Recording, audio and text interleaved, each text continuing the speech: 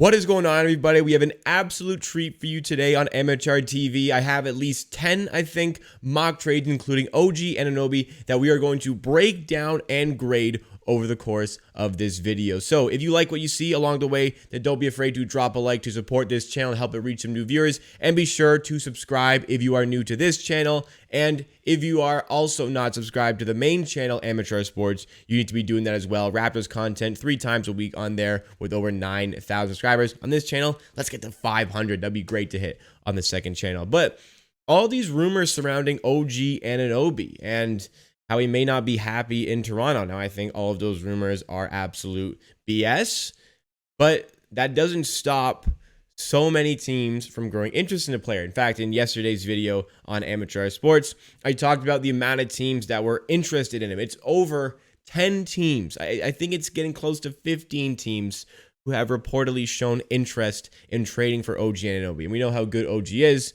There's no question that these teams are going to be interested in the player. It was like last year with Siakam. Like, yeah, I would be interested in him as well. He's a really good player, so we're probably going to keep him. But a lot of mock trades being thrown around. Again, not a lot of validity to any of these. It's just mock trades that I wanted to break down and process because, oh my God, some of these mock trades are just so bad. And you guys are going to see over the course of the video. So for starters, gonna be honest, made this on Canva. It's not the cleanest looking presentation I've ever done, but it'll get the job done for exactly what we want to do. So for starters, we have a mock trade from the Chicago Bulls, and not listed out very cleanly, but essentially the Bulls would be sending Patrick Williams and Kobe White for OG Anunoby. Patrick Williams, of course, the 4th overall pick. Well, actually not, of course. It was in the LaMelo draft, which was 2 seasons ago now. And yeah, Patrick Williams, a neat and tidy player. Kobe White, a former 7th overall pick, like an okay at best backup point guard for OG Anunoby. Like, Patrick Williams is pretty similar to Scotty Barnes. I think OG would fit really well with the Bulls and what they're doing. It would be a great defender for that team. But like, it's just, why would the Raptors do this? They're downgrading pretty heavily in the position by picking up Patrick Williams here. He'd be fine in Toronto. In fact, he'd be good in Toronto, but we're downgrading from OG, and Kobe White doesn't really make me want to do this trade. So for that reason, I gave it a C-. I can understand the structure to it. Just not a lot of incentive for the Raptors to pull the trigger on that one. So C-. You're going to see, actually, that's one of the higher grades we have over the course of this presentation. Next one up is the Portland Trailblazers. They'd be giving us the 7th overall pick and Eric Bledsoe. Now, the 7th overall pick is intriguing. I will say that. Taking on Eric Bledsoe with that money, not very intriguing. Again, somebody who'd be an okay backup point guard for us. I wouldn't even mind Eric Bledsoe as a backup point guard at all. It's just, you got to get rid of OG Anunoby to do it. And Raptors assistant GM Dan Tolzman said it best. He got asked in not really a press conference, but he got asked in a little bit of an interview type thing with some of the press. And he was asked if the Raptors could replace OG Anunoby with the 7th overall pick. And he essentially said, that'd be really tough considering how OG Anunoby is trending. I would agree. Eric Bledsoe does not make this trade worth it either. D+ in this one. 7th overall pick, decent value for OG, of course. But then we also have to take on the penalty of that contract, and it's a no from me. Then you go to the Pelicans. Well, spoiler alert. The grade is already there. Did I mix up the order? No. Spoiler alert. The Pelicans, C- on this one. A little bit better. You get the 8th pick, and at least you get some decent sort of value. Like Larry Nance coming off of our bench would be pretty good in my opinion. Trey Murphy, meh. Somewhere in the rotation. And the number 8 pick, at least you're not getting a bad player in this one. But we said no to the 7th overall pick. The 8th overall pick and some other role players isn't really going to cut it either. So C- in that one. Now this, oh boy. Let's take a second here. This is one of the worst mock trades I have ever seen. For the Raptors. I can't believe somebody actually made this. And believe it or not, the title of this article that I found it from said that this is a win-win trade for the Suns and the Raptors. So we would get DeAndre Jordan, Torrey Craig. Like, DeAndre Jordan would be great. Torrey Craig, nice role player, energy guy. I like that. We got a pick swap in 2024 for a team that's probably going to be better than us that year, so we probably wouldn't use that. And second round picks in 23 and 25. Decent, sizable. We would have to give up OG Anunoby, of course. Kem Birch, who I'm not afraid of trading. Jimmy Holiday, I'm not afraid of trading. And then a first round pick in 2026. But then another first round pick in 2028. So assuming we don't use that pick swap in 2024, we get 2 seconds, Torrey Craig, like a 10th man in your rotation, DeAndre Ayton, who then we would then have to pay a lot more than we're currently paying OG Anunoby. They get OG, way cheaper, team-friendly contract, and 2 firsts. Like, why would the Raptors do this? DeAndre Ayton is, like, I would say, barely worth more than OG Anunoby, if at all. Like, you know, let's be fair. He's probably worth, like, a little bit more than OG Anunoby. But 2 first-round picks from the Raptors, like, what are people thinking? Why would the Raptors give away 2 first-round picks in order to make this happen? That makes no sense. Why would the Raptors do this? F. And you know what? There's actually, I think there's 2 trades that are worse than this as we progress through this video. Next one up, though, not a bad trade. Not a bad trade. Trade up, 1-for-1. OG Anunoby for Jarrett Allen. Now, this is partially intriguing. The Jarrett Allen, I'm a big fan of. Raptors fans, we like Jarrett Allen. We think he'd be a great fit in Toronto, and he would be a great fit in Toronto. Would add another element to our defense. I think that this is the base of a decent trade, but ultimately, I feel like OG's ceiling much higher than Jarrett Allen's ceiling.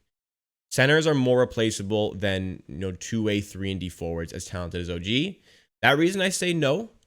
C+. The valuation, I mean, I could actually probably put this at a B-. I think that's a little harsh, the C+. Cleveland would have to give a little bit more, especially for a direct Eastern Conference rival, we'd say. But this isn't bad. This is a good base, I would say. But OG's got the much higher ceiling, so we can't do that trade. Next up, from the Nuggets. Now,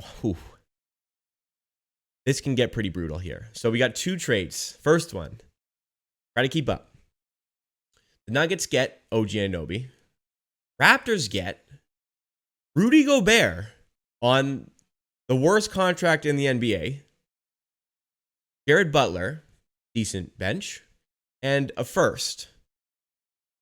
Okay, at least we're getting first from good teams, so not a great first. Jazz get Aaron Gordon, Gary Trent Jr., who also is leaving the Raptors, and a first. So it wasn't clear in the article whose first-round picks go where. I'm not sure if the expectation is the Raptors are giving up a first in this. Like, I really feel like they're not. But we have to give up OG Anunoby and Gary Trent Jr., 2 very young, very important two very important starters for the Raptors, who both have potential to average over 20 points per game while being some of the best defenders in the Eastern Conference. And we have to take on that garbage, awful, disgusting Rudy Gobert contract that, like, when he's well into his 30s, he's going to be making $46.5 million. Like, I don't think so. Like, I don't think so. I keep me away from Rudy Gobert in general, but having to give up OG Anunoby and Gary Trent to make this happen, and potentially even if they think we're giving away a first round pick in this discussion, that is F-. That is not just F. That is F-. Like, why would the Raptors do this? Why would they do this? They wouldn't. Other trade in this one, Raptors would receive Aaron Gordon and nice young guard Bones Highland. I believe he made second team all rookie. Decent, but like, come on. We're talking about OG Anunoby here. Aaron Gordon would be nice, but OG Anunoby is already better and has a way higher ceiling. Bones Highland, that'd be a nice backup guard to add, I would say, but ultimately it just doesn't really meet the valuation. And if for some reason the article says it's a bit too much for the Nuggets to pay. Raptors ain't doing this. Raptors would not do this, by the way. I don't know why they're thinking like, oh, Nuggets are giving up too much in this. No. Toronto is giving up too much in this. So this ain't happening either. Next one, another double from the Minnesota Timberwolves. And in the first one up top here, Raptors would get Naz Reid, decent center, would be decent for the Raptors. Malik Beasley, I'd like Malik Beasley on our bench. And a 2022 first round pick, we get the 19 overall pick from Minnesota for OG Anunoby. Now, that's not bad. Like, that's a C. You know what? That's probably harsh. That could be a C plus B minus. That is a decent return for OG Anunoby. Ultimately, like, it's just not quite good enough for the player personnel. Like, it's more worth it to keep OG. It's not bad. Like, I can see a reality where you can kind of structure a trade around that, but Raptors won't do that. They would not do that. The other trade, oh dear. So the Timberwolves receive OG. Raptors receive only Rudy Gobert. And they're also giving away, on top of OG Anunoby, Gary Trent Jr., who you know I don't want to trade either, a 2024 first round pick as well.